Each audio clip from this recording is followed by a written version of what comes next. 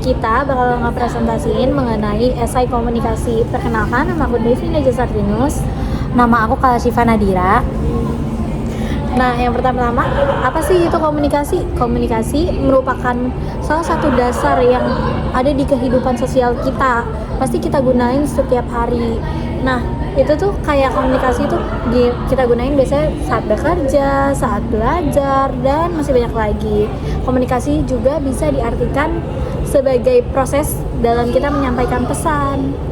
Oke, terus setelah kita tahu nih latar belakang komunikasi, apa sih sejarah dimulainya komunikasi itu?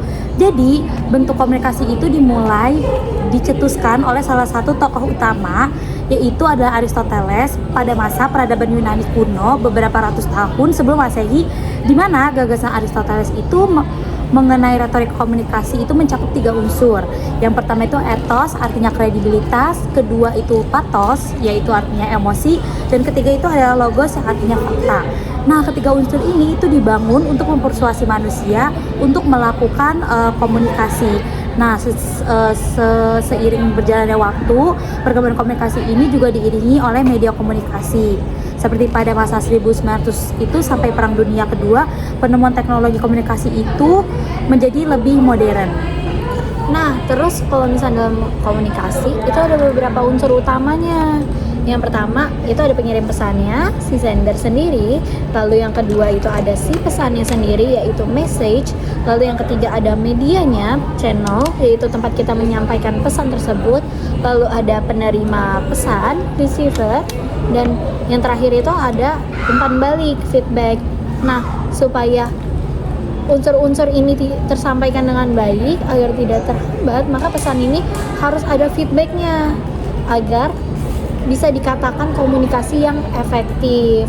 Lalu komunikasi ini juga terbagi menjadi beberapa bentuk, misalkan komunikasi verbal, non-verbal, tertulis, dan lain-lainnya. Jadi kalau misalkan verbal itu biasanya secara lisan ataupun tulisan, sedangkan kalau non-verbal itu biasanya seperti gestur, eye contact, dan lain-lainnya. Oke, setelah kita tahu nih bahwa unsur-unsur komunikasi, juga ada jenis komunikasi, itu ada fungsi komunikasi sendiri. Apa sih fungsinya? Jadi komunikasi itu secara sosial itu berfungsi sebagai dasar dalam membangun relasi, mempererat hubungan, serta interaksi sosial yang hangat. Dan khususnya juga selain kita emang berkomunikasi secara sosial, itu dalam organisasi dan masyarakat, komunikasi itu berfungsi untuk membentuk pengendalian dan mengatur perilaku melalui aturan, instruksi, ataupun sebuah pedoman. Dan fungsi lain dari komunikasi itu juga banyak banget ya. Itu juga bisa dapat dijadikan sebagai motivasi, di mana kita mengirimkan pesan-pesan dapat motivasi orang lain. Komunikasi juga bisa menjadi sarana untuk mengekspresikan diri. Maka dari fungsi komunikasi ini, tujuan utama dalam komunikasi itu adalah membangun dan menciptakan pemahaman bersama antara pemberi pesan dan penerimanya. Dan selain itu juga, komunikasi juga bertujuan untuk mempengaruhi sikap dan pandangan seseorang seperti dalam proses persuasi atau negosiasi. Komunikasi sendiri itu juga untuk membangun hubungan sosial yang sehat dari adanya proses dari persuasi dan negosiasi tersebut. Dan untuk dalam konteks profesional sendiri, komunikasi ini bertujuan untuk menyampaikan arahan antara rekan kerja dengan menjelaskan prosedur dan juga memberikan laporan. Selanjutnya ada hambatan. Jadi apa aja sih hambatan-hambatan dalam berkomunikasi? Biasanya secara psikologis seperti adanya rasa takut, kayak demam panggung gitu misalnya, atau rendah diri, atau ada prasangka seperti stereotype gitu, atau kayak emosi-emosi yang negatif. Nah, sehingga tuh dia tuh kayak kadang gak bisa menerima pendapat orang lain, atau misalkan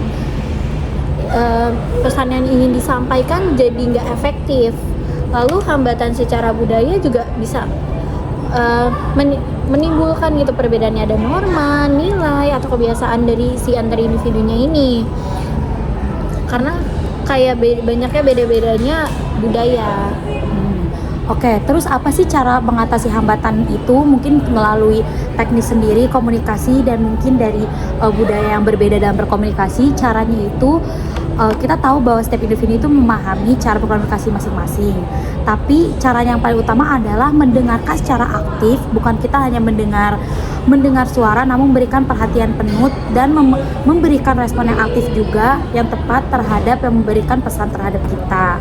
Selain itu, penyampaian pesan kita juga, selain mendengar, juga penyampaian pesan kita harus bersifat jelas, ringkas, tidak berbelit-belit, yang terbuka, dan kontak tubuh yang mendukung seperti ekspresi yang ramah, terus juga postur tubuh kita yang terbuka, dan kontak mata yang seketika orang lain berbicara. Nah, dengan hal ini kita itu dapat mengontrol emosi kita ketika kita mendengarkan dan memberikan pesan untuk menghindari adanya kesalahpahaman dan konflik yang ada. Lalu yang terakhir adalah kesimpulan. Jadi apa sih komunikasi itu?